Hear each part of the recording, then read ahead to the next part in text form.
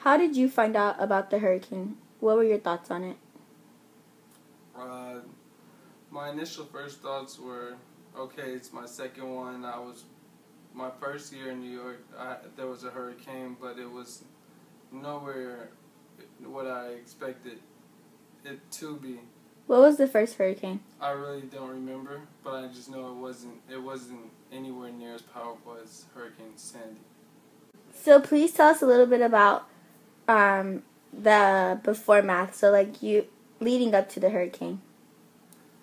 Leading up to the hurricane, everybody knew about it and stuff like that. They were broadcasting it all over the news, and everybody was saying they were going to leave home, but a lot of the athletes that were going to Stony Brook, especially football players, they weren't letting us leave, so we really had to just go somewhere.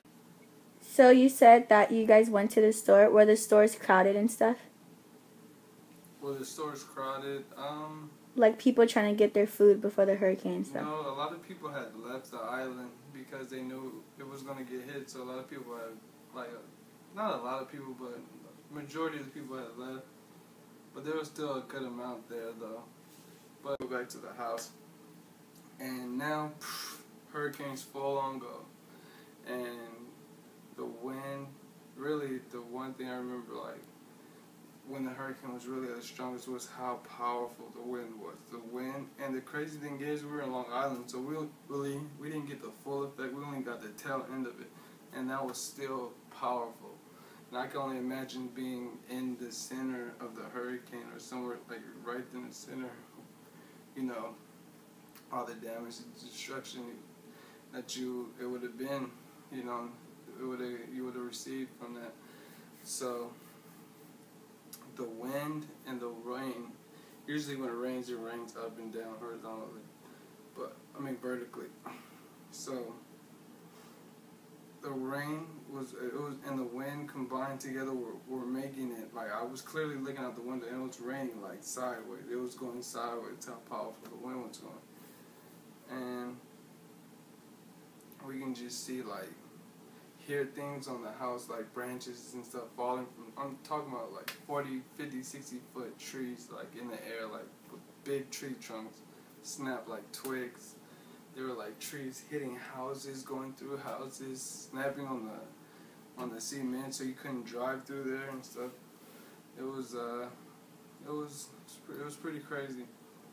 And I could remember about a couple hours into it, my roommates and I wanted to go outside because we were all from Cali in New York, so we really just wanted to see it, up close and personal. We went outside, and just again the wind was just so powerful and stuff like that. And as we're outside, we get see there were a couple of clouds and stuff in the air, and you can see the red light just going around in the air, and you can hear sirens in the background.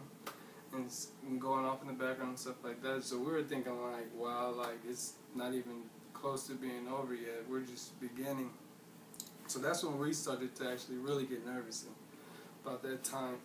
So once the hurricane calmed down a little bit, but the wind was still blowing really hard, we decided that we were going to go down to Port Jeff, which was 5 minutes away from our house.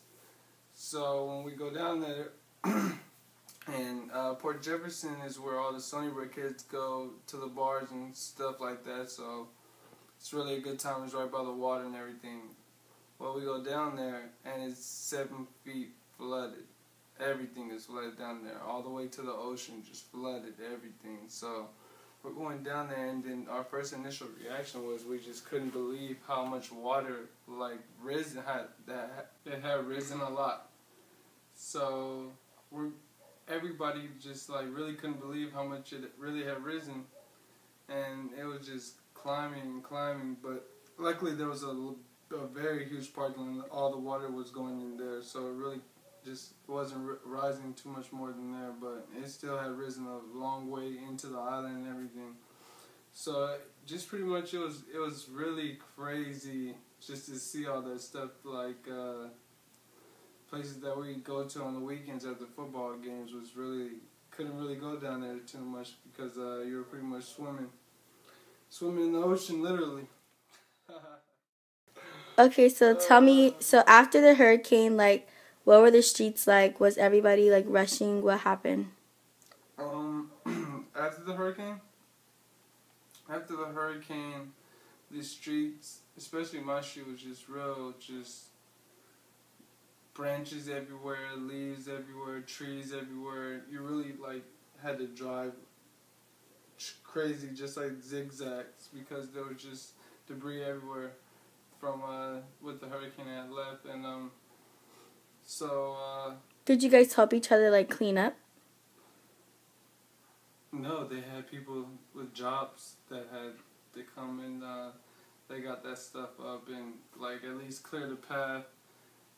They had the I forget what it's called, but they were just coming on like forget what they are though, but they were coming with the trucks and like scooping all the branches and stuff out the way and like dumping them on the side, like scooping and dumping on the side. And then trash day, like they had the trash people come out there and just got rid of all the branches and stuff like that. But when the hurricane came, it knocked out all the power and stuff like that. So not only is it freezing cold, like 30 degrees, now you have no heat and stuff like that. So people were freezing. You had to sleep fully clothed with jackets on, shoes on, just to stay semi-warm, like, because it was freezing. You would wake up and you would talk in the house and you would just see your breath coming and stuff like that. So that was pretty cold. And that lasted for about, I want to say, about 5 days. We got our power Friday. So it was bad, but we were so happy because we were hearing that people weren't going to get power back for another 2 or 3 weeks, because a lot of people really went without power for, I think they were saying like the most was like a month and a half, some probably 2 months. So we were lucky to get it back because we were just one of the closer ones in 5 days. So we were really happy about that. And the crazy thing is that Saturday, New York was hit with a cold storm, a cold front. So people without heat now really were freezing, because now it's like 10 degrees, 5 degrees, freezing cold like that. So, you know, we were just really blessed to have the heat and stuff like that. So after experiencing this hurricane, what did you learn from it? What did you appreciate the most? I appreciated how much I love earthquakes.